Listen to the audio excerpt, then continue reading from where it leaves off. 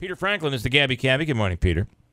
Good morning, good morning. You know, in addition to being a big shot on your radio station, I talk to radio stations overseas, and I heard the strangest phenomena over the last, let's say, 24 hours, where every station that I know in Europe is calling me up and asking me, why do we have so many guns? And they go on and on and on, and they talk about how violent and dangerous our country is because it has guns.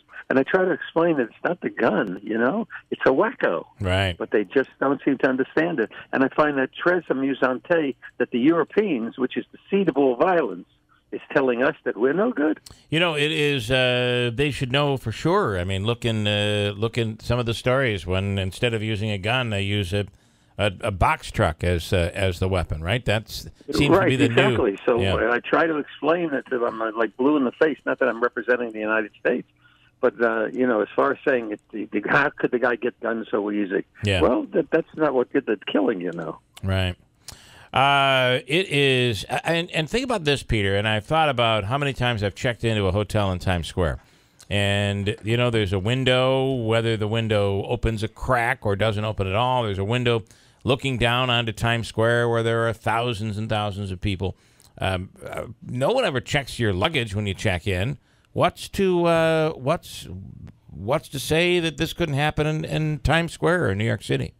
Exactly. And, I mean, we are living in a free society. And I mean, people should be checked. It's not that easy to buy a machine gun, so it's not like we're being completely lackadaisical about it. But you know, it right away started the whole thing. Whether it's a hurricane in San Juan, or a flood in Houston, or somebody shooting a gun in Las Vegas, it immediately becomes a political issue rather than whatever the issue is. Maybe we have a country filled with a bunch of deranged people. Right. Well, it is interesting. You do have it on both sides. You have Hillary Clinton tweeting out yesterday, gun control, we need gun control. What's wrong with these horrible Republicans? Then you have Pat Robertson saying, this is the result of people disrespecting the flag and disrespecting the president. So you've got, in some cases, you've got both sides trying to say, capitalize on it. And at the end of the day, no, it's just a crazy person. Yeah, and that's exactly what it is. I mean, it's one person. It's just, I mean, obviously a pretty good shot, though. I mean, that aspect of it, I think, is amazing to have that many bullets and yet still get that many hits. Oh, well, so don't go to music concerts anymore, except those sponsored by your radio station. So what was the reaction yesterday in New York? I mean, people getting in the cab? I mean, everybody had to be talking about this. Oh, absolutely. And it's amazing how fickle the media is, in a sense, and our relationship with it, because the stories change abruptly. Yeah. Whereas Puerto Rico is the biggest story in New York City, because after all, we have a large Puerto Rican population that's in Spanish Harlem, El Barrio, and of course they go back and forth because they're citizens. They don't have the same problem that Mexicans have.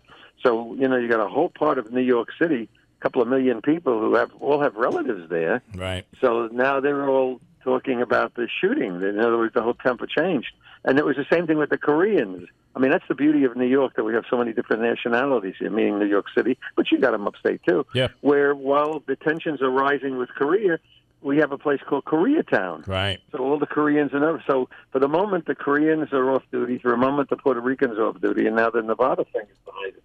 Hey, and speaking of the North Korea thing, I was reading something that they were doing, they're reopening certain bomb shelters. Is that true? Yeah, you know, it is. No, of course it's hey, are you accusing the chief correspondent of lying? No, you're on the ball here. I'm not the CNN guy, you know. Yeah, that's true. They are. And I can remember very faintly, because I'm old enough to remember, that we would have drills where you would have to get under your desk, or they take us down into the basement. Yeah. And even now, as you ride around the streets of New York, you'll see this occasional old sign that says bomb shelter. Right. So, of course, the city council member who's introducing this thing that we should see, you know, kind of reactivate him. I have a funny feeling his brother-in-law is probably in the bomb shelter business. Mm-hmm. But I think it's coming to pass. If this guy flings a missile at anything, you're going to see real hysteria. And that's why we're all coming upstate New York. Finally, NFL and players not standing for the anthem.